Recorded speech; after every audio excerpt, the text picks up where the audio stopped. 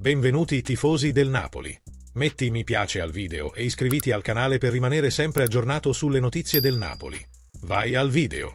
Romelu Lukaku ha rilasciato un'intervista a DAZN, dove ha parlato, tra le altre cose, del suo rapporto con l'allenatore del Napoli, con cui ha lavorato durante il suo periodo all'Inter. Conte cerca sempre di spronarmi a dare il massimo. Sa essere duro, ma anche gentile, a seconda del momento, e questa è sempre stata la nostra forza. Siamo qui per lavorare e l'obiettivo è vincere. Darei tutto per lui e per la squadra. Ora inizia una nuova stagione, ripartiamo da zero, vogliamo migliorare. Paura che se ne vada? No, mai. E alla fine è rimasto. Un mercato fantastico per confermare la nostra posizione?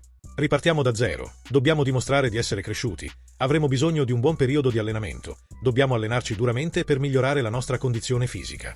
Siamo forti e alla fine molte squadre si contenderanno lo scudetto, sarà una sfida enorme. Amichevoli? Chi non vince si arrabbia, è normale, ma alla fine dobbiamo guardare avanti e migliorare sotto ogni aspetto.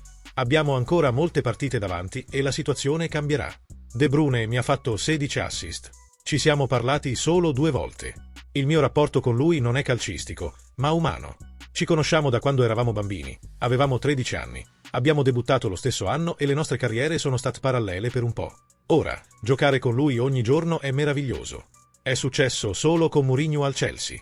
Eravamo giovani e vivevamo persino nello stesso appartamento. Si è integrato molto bene nella squadra. Cosa gli ho detto del Napoli? Che abbiamo una grande squadra, con giocatori veri e tifosi eccezionali. Poi l'ha visto in prima persona. Ora capisce anche un po' di italiano, è molto intelligente. In più, parliamo 3 o 4 lingue fin da quando andavamo a scuola. Sta facendo molto bene, mi aspetto molto da lui. L'allenatore del Manchester City, Pep Guardiola, ha spiegato a DAZN l'impatto che ha avuto vedere Kevin De Bruyne con la maglia del Napoli. È un po' strano, devo dirlo, ma tutti noi e l'intera famiglia del City lo amiamo moltissimo. Vogliamo che questa esperienza in Italia sia fantastica e con un allenatore fortissimo, uno dei migliori di sempre, non ora, ma di sempre. Imparerà sicuramente e farà grandi cose. Spero che lui, Michelle e i loro figli si divertano in Italia e soprattutto a Napoli. Cosa ne pensate, tifosi del Napoli?